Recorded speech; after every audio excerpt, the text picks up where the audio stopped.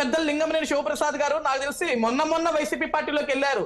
YCP పార్టీలోకి వెళ్ళక ముందు తెలుగుదేశం పార్టీలో ఉన్నప్పుడు అదే కేసీఆర్ భవన్ లో కూర్చొని అనేక సార్లు పేపర్ ఆర్టికల్స్ రాశారు వైఎస్ఆర్ ఫెయిల్యూర్ ప్రభుత్వం మీద, వైఎస్ జగన్మోహన్ రెడ్డి ఫెయిల్యూర్ ప్రభుత్వం మీద, వైఎస్ఆర్సీపీ పార్టీ మీద. ఓకే, ఈరోజు వాలంటీర్ల గురించి మాట్లాడారు ఇందాక శివప్రసాద్ గారు. ఇదే వాలంటీర్లు జగన్మోహన్ రెడ్డి గారు వాలంటీర్లకి సత్కారం ఒక కార్యక్రమం పెట్టి ఫస్ట్ టైం పెట్టినప్పుడు ఇదే కేశినేని భవన్ ముందు మీరు చేయాల్సిన సత్కారం కాదని మీరు అందులో అందరికీ కార్యకర్తలకే పెట్టారు. అందులో కొంతమంది దొంగ బుద్ధుల్లో ఉన్నారు, వాళ్ళందరినీ తొలగించాలని ఒక కార్యక్రమం చేస్తే ఆ కార్యక్రమానికి మాకు అండగా ఉండి మా వెన్ను తట్టి ఈ కార్యక్రమం మీరు చేయాలని చెప్పింది శివప్రసాద్ గారు ఆ రోజు. ఈ రోజు వాలంటీర్ల గురించి మేము మాట్లాడతాం కాదు, ఆ రోజు పెద్దలు శివప్రసాద్ గారు కూడా ఉన్నారు. జస్ట్ పార్టీ మారారు కాబట్టి కొన్ని వార్డ్స్ మారాలి, కొన్ని మాటలు మార్చాలి కాబట్టి ఆయన చెప్తున్నారు జగన్మోహన్ రెడ్డి ప్రభుత్వం ఫెయిల్యూర్ అని చెప్పేసి. రైతుల పట్ల, విద్యార్థుల పట్ల, నిరుద్యోగుల పట్ల, మహిళల పట్ల జగన్మోహన్ రెడ్డి అటర్ ఫ్లాప్ అని చెప్పి మేము చెప్పడం ఏంటి సార్? ఈ రోజు వైసీపీ పార్టీలోకి వెళ్ళిన లింగంనేని శివప్రసాద్ గారు అనేకమైన ఆర్టికల్స్ ఉంటే తీయండి, ఆయన దగ్గర ఉంటే పెద్దలు ఆయన దగ్గర స్టోర్ చేసుకునే ఉంటారు కదా. ఈ రోజు శివరాం ప్రసాద్ గారు రెస్పాండ్ అవుతున్నారు.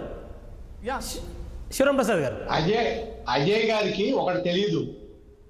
ఒకటి, పార్టీలో ఉన్నప్పుడు పార్టీ నుంచి కొన్ని మనకి వస్తాయి, ఇది మీరు చెప్పండి, ఇది మీరు చెప్పండి అని ఆయనకి తెలుసు. ఇప్పుడు ఆయనకి వచ్చి ఉంటాయి కాబట్టి పార్టీ స్పోర్ట్స్ పర్సన్ గా కూర్చున్నప్పుడు పార్టీ విధానాలను చెప్పాలి కాబట్టి కొన్ని చెప్తాం.